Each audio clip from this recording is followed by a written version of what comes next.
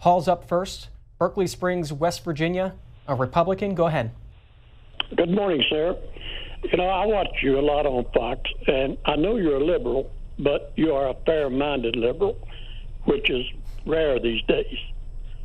But what I would like to point out is the hypocrisy of this president and presidents of the past. You know, I'm 80 years old. I voted for John Kennedy the first time I ever voted. And in the media, if it was up to the media, they would impeach Trump today. And it's just something that I can't deal with, you know.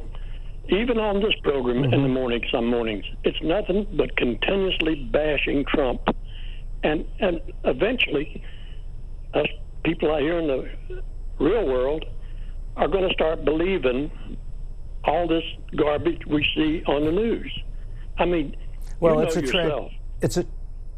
It's a tragedy that the media have become so divided. Today there are Trump channels and anti-Trump channels. You want to get the anti-Trump news, you turn to CNN and CNBC. You want to get the pro-Trump news, you turn to Fox. Walter Cronkites are no longer on the major television shows that are watched. Everybody trusted Walter Cronkite. And I'm told that Walter Cronkite didn't even vote because he didn't want partisanship to intrude on his objectivity.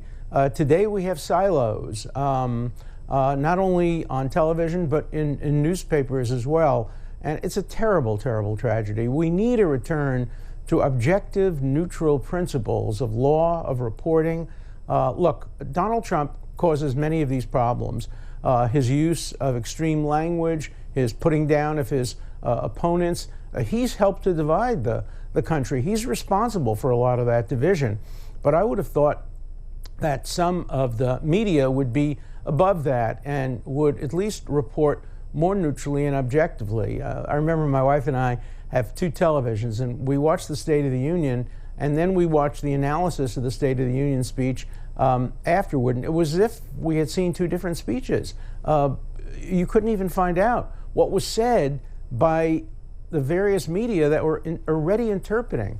And the New York Times today has a new concept. Yesterday's New York Times, the lead story was how Trump had caused the reduction in the stock market. Maybe that's true, but that belongs on the opinion page. And it's now called news analysis. The New York Times has news analysis on the front page. It's simply an excuse for putting an editorial on the front page. And the division between the editorial page and the news pages are becoming less sharp than they should be. You mentioned there is pro-Trump media and anti-Trump media. Is the interest in your commentary from both sides, or is just one side reaching out to you for your services? Well, more and more, I'm getting called on only by people who misunderstand and think I'm pro-Trump. I'm not pro-Trump. But it's been harder for me to get on the anti-Trump networks. Not that I'm craving to be on television all the time. I have a good life.